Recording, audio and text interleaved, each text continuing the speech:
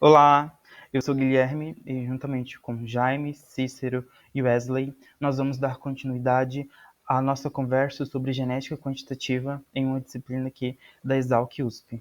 Nós vamos conversar hoje sobre herdabilidade e equação do melhorista. Trata-se da continuação de informações sobre caracteres quantitativos. Nós estamos entendendo como eles variam e como eles são herdados em uma população no contexto de melhoramento genético de plantas.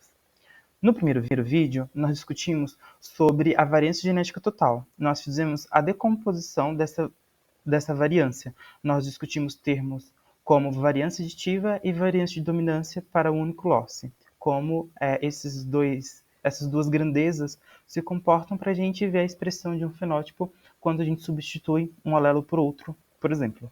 Hoje nós vamos continuar este assunto, só que agora para expressar uma características com diferentes losses, com vários losses sendo responsável por expressar uma característica.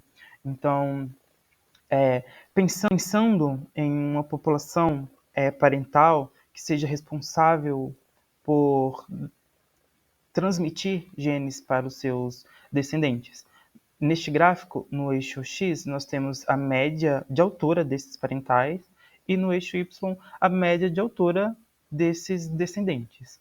Se houver uma transmissão dessas características e que a única influência que esteja relacionada a essas características são fatores genéticos, a variância genética ela será responsável por explicar toda essa diferença que nós vemos.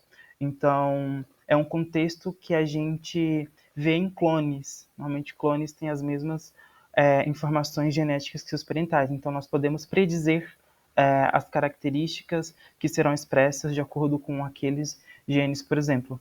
E nós calculamos essa herdabilidade para vários losses em um sentido amplo, onde nós temos a variância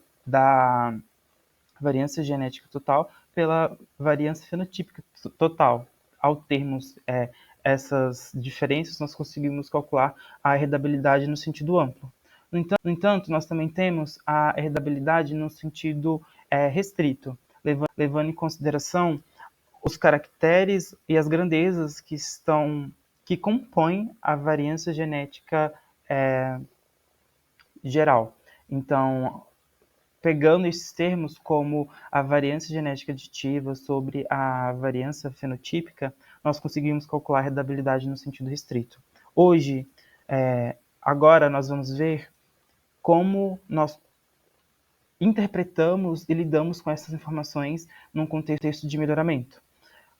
Nós vamos decompor a herdabilidade no sentido amplo e no sentido restrito, mas inicialmente vocês precisam ter em mente que a variância genética no sentido amplo, ela leva em consideração toda a variação genética para aquele fenótipo, enquanto no sentido restrito leva em consideração a variância aditiva para a expressão daquele fenótipo, desses losses que estão sendo estudados.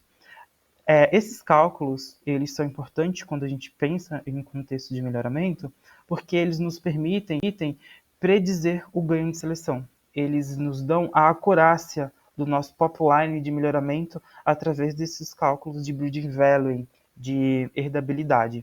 Então, vamos entender de forma mais específica e mais aprofundada essas equações e como isso vai impactar nos cálculos de herdabilidade em um programa de melhoramento. Bom, gente, agora aprofundando mais e entrando mais no conhecimento sobre heredabilidade no sentido amplo, antes de tudo, vamos considerar que a gente está estipulando uma população de clones ou híbridos, certo? E a heredabilidade, agora falando no sentido amplo, e posteriormente o Jaime vai trazer o sentido restrito, ela é uma medida que quantifica a proporção da variação fenotípica, assim como podemos observar como variância de P, ou variância de Z, que pode ser atribuída à variação genética total em uma população, que a gente pode observar que é a variância de G, ou seja, genética. E assim como eu disse, isso é importante quando consideramos indivíduos clones que geneticamente são idênticos, um ou outro, lógico. E como a gente pode destrinchar melhor isso e entender da melhor forma a herdabilidade no sentido amplo? Primeiramente, acho que é nessa parte logo abaixo do slide, a gente tem que z de x é igual a g de x mais e de x. E a gente tem que z de y é igual a g de x mais e de y. Mas o que que é isso? Z de x e z de y refletem o fenótipo, os fenótipos, melhor dizendo, que são resultados do componente genético g de x e os componentes ambientais, como e de y e de x e e de y. E quando a gente abre ainda mais isso, a covariância entre essas variáveis pode ser expressa como essa fórmula que está logo à direita, inferior direito, bem grande no slide, onde ele pega e transforma a covariância de z de x e z de y em variância genética total, como no fim ali da própria fórmula, certo? Mas o que que significa? Significa que a covariância entre os fenótipos, ele é sim influenciado tanto pela variação genética quanto pela variação ambiental, lógico. E a variância de z de x, quando a gente iguala ela a zero, considerando o z de y, a gente tem que a variância de x é igual à variância de z de x, certo? Então, quando a gente correlaciona agora diretamente com herdabilidade, a gente tem que o coeficiente de regressão p com herdabilidade ele dá seguinte maneira, ou seja, coeficiente de regressão b é igual à herdabilidade no sentido amplo.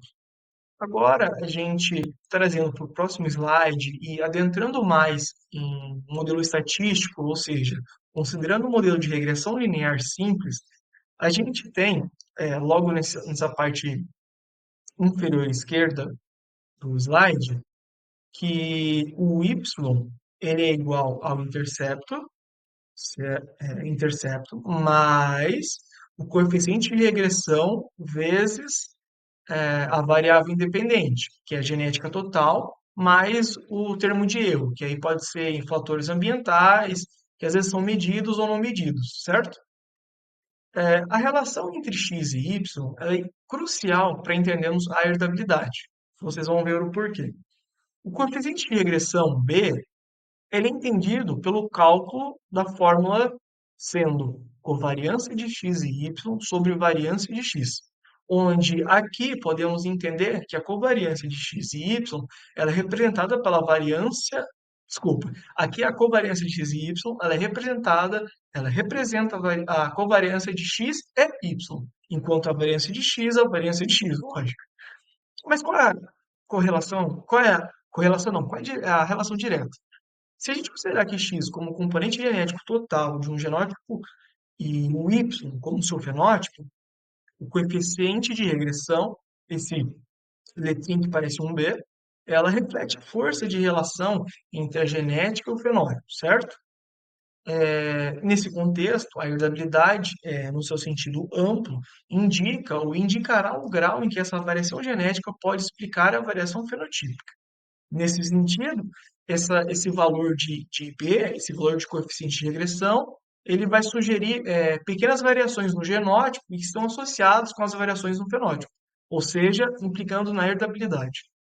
Olá, pessoal. Já que o Wesley ele já tratou, né, sobre essa ideia do, da herdabilidade no sentido amplo, né, vamos trazer um pouco essa ideia do sentido restrito. O amplo a gente teve essa ideia da porcentagem da parcela da variância fenotípica, que é advinda dessa variância genética, né? A gente pensando aí que a gente está considerando a dominância aí no meio. Nesse caso, quando a gente vai para o sentido restrito, a gente não considera. A gente pensa mais especificamente em relação aos efeitos aditivos do gene, que basicamente é aquilo que é herdável, né? Aquilo que a gente tem essa, essa, a finalidade realmente é essa, é a gente observar aquilo que realmente foi herdado a partir do cruzamento, né, que a gente obteve inicialmente. Pensando nisso, a herdabilidade restrita ela é mais direcionada para espécies em relação a cruzamentos, né? Quando a gente vai fazer, a gente precisa ter uma ideia de escala comercial.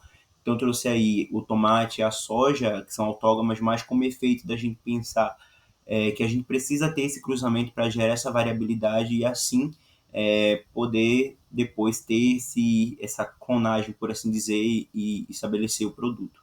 E o milho aí, como a gente já pensa, né, no geralmente, que é essa ideia de produção comercial através desse cruzamento para gerar variabilidade e ter no final o produto que a gente deseja.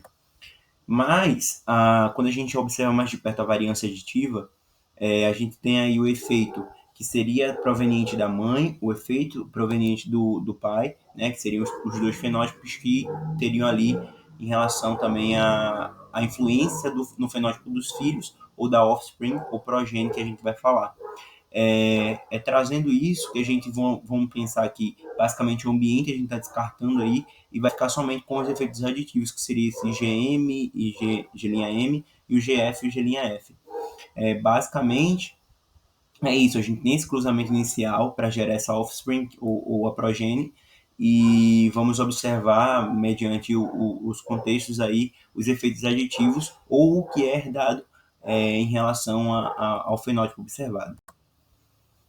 Pensando nisso, só para finalizar, eu acho interessante a gente frisar, né, que a gente tem essa questão dos efeitos aditivos dentro dessa a porcentagem desse dentro da variância fenotípica, mas que a gente pode ter essa comparação, né, entre em relação aos parentais e a progenie, não pensando só que a gente precisa necessariamente ser o parental dessa que gerou realmente essa progenie X, mas eu posso ter uma distância maior entre indivíduos e posso querer comparar esses parentais com essa progenie. Então, é por isso que eu coloquei esse menininho pensando aí, Z1, Z2, Z3, ZI, que seria basicamente essa progenie, essa distância entre os parentais iniciais e a progenie, seja lá quem você queira comparar, você vai conseguir ver essa questão desses genes herdáveis. Então, para além da herdabilidade propriamente dita, abordada durante o vídeo, a gente tem a equação do melhorista, que é possível também a partir desse parâmetro. Ou seja, a gente vai tirar estimativas da resposta média à seleção com base na herdabilidade do nosso caráter e no diferencial de seleção aplicado, que é o nosso S. Ou seja, se o melhorista está selecionando uma característica que tem alta herdabilidade e o diferencial de seleção também é alto, então a gente vai ter uma resposta, espera-se uma resposta alta a essa seleção. Isto é, a média dos indivíduos selecionados serão maiores do que aqueles inicialmente. Existem algumas mudanças nessa equação do melhorista. Trazendo para uma parte mais prática, incluindo o tempo, porque a gente sabe que em um programa de melhoramento o tempo é muito importante, a gente tem aqui a nossa variância genotípica, a nossa variância ambiental, ou seja, a herdabilidade, que multiplica também o nosso diferencial de seleção, só que aqui o que a gente vai ter de diferente é o tempo. E a partir disso, a gente sabe que quanto mais a gente diminuir esse tempo desse ciclo de melhoramento, a gente vai elevar esse nosso ganho, essa nossa resposta à seleção.